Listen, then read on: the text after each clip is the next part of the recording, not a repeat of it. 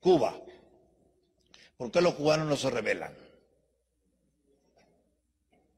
Porque lo primero que hizo en el 61 Fidel Castro fue suprimir la propiedad privada en Cuba. Entonces, ¿en qué periódico privado vas a protestar contra Fidel Castro si él, el Estado, o él como el Estado, es el dueño de los periódicos? Todos. ¿En qué radio vas a hablar si él es el dueño de todas las radios y nadie en privado? ¿A qué policía vas a pedir auxilio si el policía obedece a él también? Tú trabajas en Cuba como en todas partes y te pagan un sueldo pequeñito, bajo, muy inferior al de antes, pero te pagan. Entonces tú puedes comprar comida para comer para ti y tu familia con tu sueldo.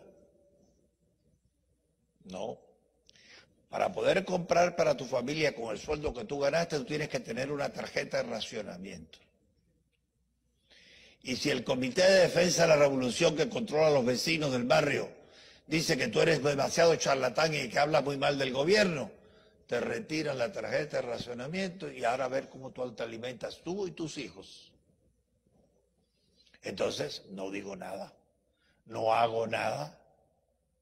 O como decía alguno, si quieres evitar la crítica, no digas nada, no hagas nada, no seas nada.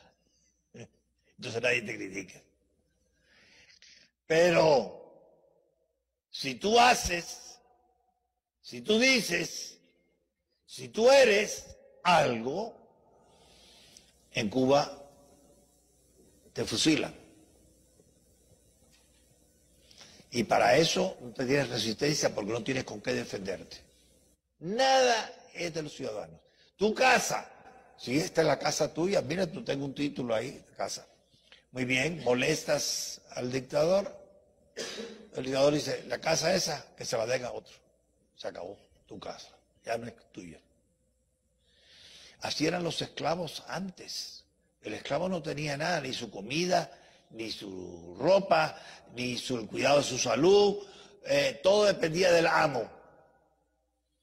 Entonces no se podía rebelar, porque el amo simplemente le retiraba la comida o lo mandaba a azotar o lo mandaba a matar y no le pasaba nada. Menos mal que ya dejamos atrás la esclavitud, pero la esclavitud fue un permanente en las sociedades del mundo entero hasta hace 200 años. Entonces hoy día todavía hay esclavos en los países totalitarios como Corea del Norte, como Cuba, como Sudán, donde nadie tiene con qué defenderse. No se rebelan porque no tienen nada de propiedad. Todo lo que tienen se los da cuando quiere el amo. Y si no quiere, no se los da.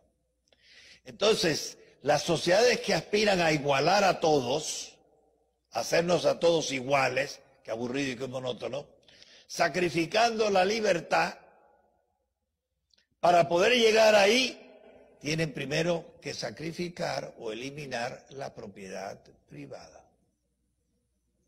Y ustedes lo que ven en Venezuela es cada vez más leyes, más intentos por suprimir la propiedad privada en Venezuela y hacer que todo sea público, como lo hizo Fidel Castro hace 40, 50 años en Cuba.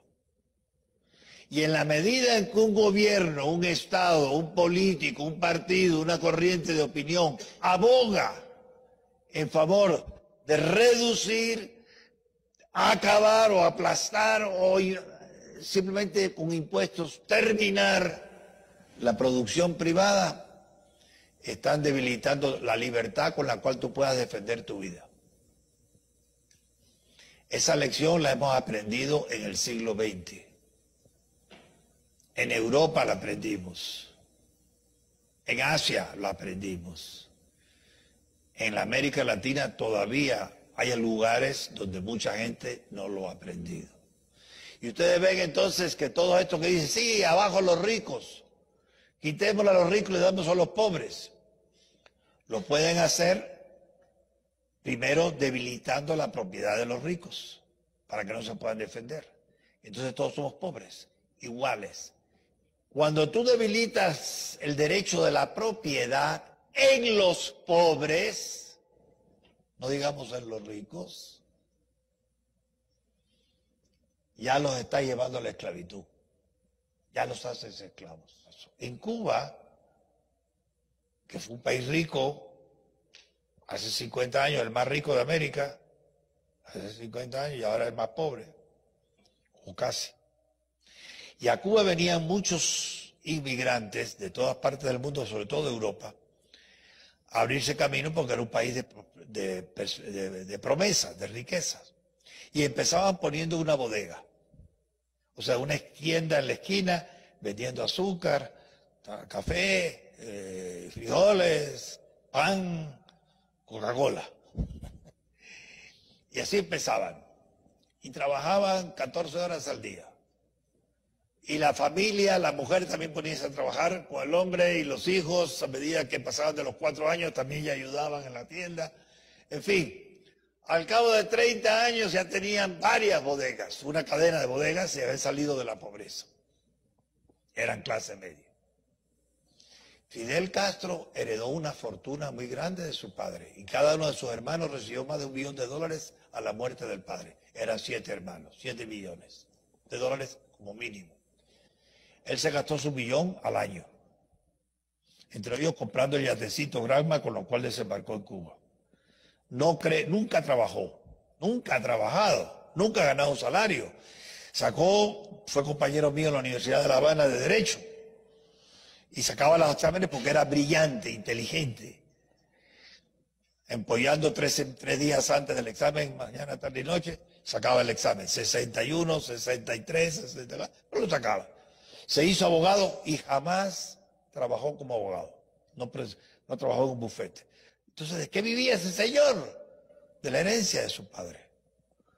Y con esa herencia de su padre se compró con armas, que compró con la herencia de su padre, una finca que le permite vivir muy bien a largo plazo.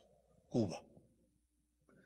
Cuba es la finca privada de Fidel Castro, que él adquirió con las armas que compró con la herencia de su padre. Ahora, ¿a quién ha ayudado él a salir de la pobreza? A los ricos los hizo pobres y a los pobres los hizo tan iguales de los ricos que se habían empobrecido. Eso no funciona. Él quiere igualar a todo el mundo hacia abajo. Eso no funciona. Créame. Es más, les pido, por favor, que si no han estado en Cuba, vayan. Pero no a vivir como turista, a vivir como cubano. Y verán entonces la diferencia.